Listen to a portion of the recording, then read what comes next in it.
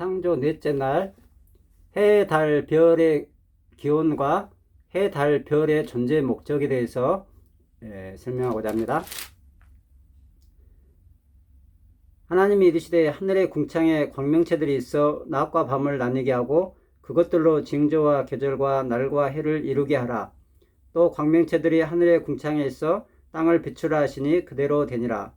하나님이 두 큰 광명체를 만드사 큰 광명체로 낮을 주관하게 하시고 작은 광명체로 밤을 주관하게 하시며 또 별들을 만드시고 하나님이 그것들을 하늘의 궁창에 두어 땅을 비추게 하시며 낮과 밤을 주관하게 하시고 빛과 어둠을 나뉘게 하시니 하나님이 보시기에 좋았더라. 저녁이 되고 아침이 되니 이는 넷째 날이니라. 이제 해가 없고 달이 없는데 하루가 어떻게 시작이 되나? 이제 첫째 날부터 이제 말씀드렸죠. 지구가 자전하는 것을 하루로 이제 본다고요. 지구가 한 바퀴 도는 것을 오늘날도 하루라고 그러잖아요. 이제 저녁이 되면서 이제 하루가 새 하루 넷째 날이 이제 시작이 되었습니다. 그때 넷째 날이 시작될 때 하나님께서 말씀하셨습니다. 이제 해와 달의 목적에 대해서 이야기를 하시죠.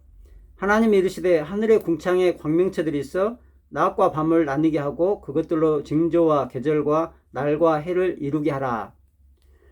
태양과 달을 통해서 낮과 밤을 하나님께서 구분하게 하고 또 징조, 이게 사계절 징조, 여러 가지 징조하고 계절, 이제 사계절 있게 하고 날과 해, 이제 아침과 저녁, 밤, 낮, 그리고 1년 이런 것을 이제 이루게 하려고 하는 목적으로 해와 달을 창조하셨음을 이야기해 주고 있습니다.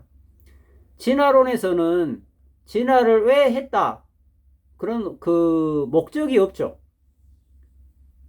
진화론의 단점은 뭐 설명은 어떻게 막 하는데 진화론에는 왜 해와 달이 이렇게 질서정연하게 이렇게 있으면서 그것이 우연히 이렇게 이루어졌다고 이렇게 이야기를 하죠. 우주에 있는 수많은 별들도 어느 날 대폭발로 인해서 우연히 이루어졌다. 이제 그런 대폭발설이 있습니다. 빅뱅 이론이 있죠. 빅뱅 이론. 즉 빅뱅 이론은 어느 한순간에 이 커다란 에너지를 가진 어떤 커다란 물체가 갑자기 순식간에 폭발해서 이 우주에 이런 모든 별들이 되었다. 이런 이제 이론인데 이 대폭발 이론은 하루에 이렇게 만들어진 이 넷째 날 만들어진 이 하나님의 천지 창조에 대해서 어떻게 보면 진화론 학자들이 설명해 주고 있는 부분과 같습니다. 우주의 별들을 기원을 이렇게 쭉 연구를 하다 보니까 이게 오랜 시간, 오랜 세월을 거쳐서 만들어진 것이 아니라 한순간에 폭발한 것처럼 우주의 별들이 쫙 나타났다는 것을 이제 이 순식간에 나타났다는 것을 이제 설명해 주는 것이 이제 이 빅뱅 이론입니다. 즉 천지 창조 하나님의 넷째 날 우주의 별들이 순식간에 나타나게 된 것을 말해 주고 있죠. 이 하나님께서는 해와 달 이 두 큰 광명체라고 했는데 이 달은 해에 비해서 엄청나게 해의 크기에 비해서 달은 작습니다. 달은 지구보다도 더 작죠. 그런데 일식이나 월식 이런 걸 보면은 해를 가리거나 해가 또 달을 가리는데 이 크기가 이 지름이라고 그러죠. 이제 크기가 정확하게 일치를 하게 됩니다. 그것은 달과 해가 크기가 같다는 이야기 아니라 이 달이 있는 거리하고 태양에 있는 거리가 정확하게 이 비율이 맞다는 겁니다.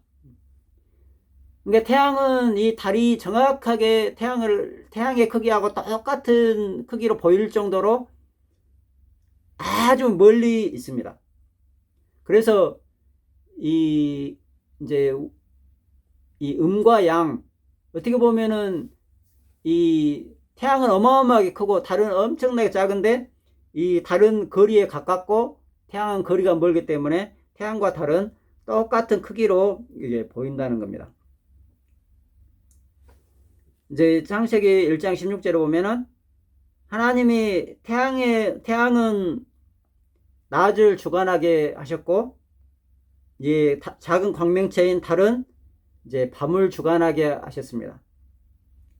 또 16절에 보면 별들, 우주에 있는 수많은 별들을 이제 만드셨다고 이야기를 하고 있습니다. 이제 별들의 목적이 뭡니까? 이제 17절에 보면은 하나님이 그것들을 하늘의 궁창에 두어 땅을 비추게 하시며, 이 우리 은하계하고 이 우주에는 이 태양과 같은 이 빛을 비추는 이 별들이 일족에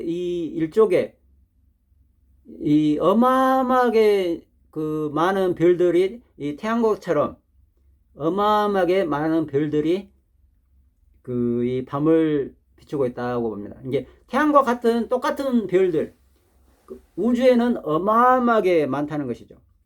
하늘에 이 점처럼 보이는 이 별들이 사실은 태양보다도 어마어마하게 더 큰 별들입니다. 이 태양의 수백 배, 수천 배, 거의 뭐 수만 배까지 큰 별들이 이 크기가 어마어마하게 크기 때문에 우리 눈에 이 별들이 보이는 것이죠. 태양이 그렇게 커버렸다고 하면 아마 사람들은 이제 타서 죽을지도 모르죠. 태양과에 가까이 있는 별들이 그렇게 크다고 하면 말입니다. 하나님께서는 태양과 달을 목적을 분명하게, 하나님은 창조하실 때는 목적을 가지고 이제 창조하십니다. 태양은 낮을 주관하게 하시고, 달은 밤을 주관하게 하시고, 별들은 이 밤을 또 주관하게 했습니다. 그러면은 이러한 별들은 어떤 목적을 가지고 있는가? 또 다른 어떤 목적을 가지고 있는가? 보면 18절을 보시면 낮과 밤을 주관하게 하시고 빛과 어둠을 나누게 하시니 하나님이 보시기에 좋았더라. 이 우주에 있는 수많은 별들의 이 존재의 목적은 하나님이 보시기에 좋았더라, 이 한마디로 요약이 됩니다. 하나님께서 우주에 있는 많은 별들을 만드신 이유는 하나님이 이 별들을 기뻐하셨다는 겁니다. 이제 보시기에 좋았더라, 이 말은 이 우주에 있는 수많은 별들이 하나님 보시기에 하나님이 기뻐하셨다, 하나님 보시기에 즐거웠다. 오늘날도 이 수많은 별들은 누가 뭐라고 하지 않아도 아름다운 빛을 내고 또 스스로 이 역할, 하나님을 기쁘시게 하는데 역할을 다 하고 있습니다. 누가 뭐라고 하지 않아도 밤하늘을 아름답게 비추고 있지요.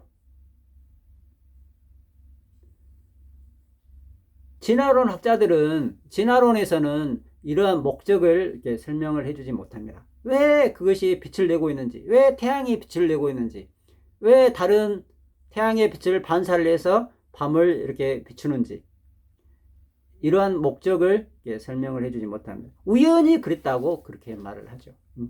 우연히 있다 보니까 태양은 빛을 내고 달은 그것을 반사해서 지구에 비춰준다. 그러나 하나님은 분명한 목적과 또 그것을 만드시고 기뻐하셨다는 것을 이제 이야기를 해주고 있습니다. 그리고 19절에 보면 저녁이 되고 아침이 되니 이는 넷째 날이니라, 이렇게 하고 이제 이 태양과 달, 별들을 하나님께서 만드시고 목적을 이야기하시고 또 이제 마치심을 이야기를 해주고 있습니다. 다음 주에는 이제 다섯째 날에 대해서 이야기를 하고자 합니다.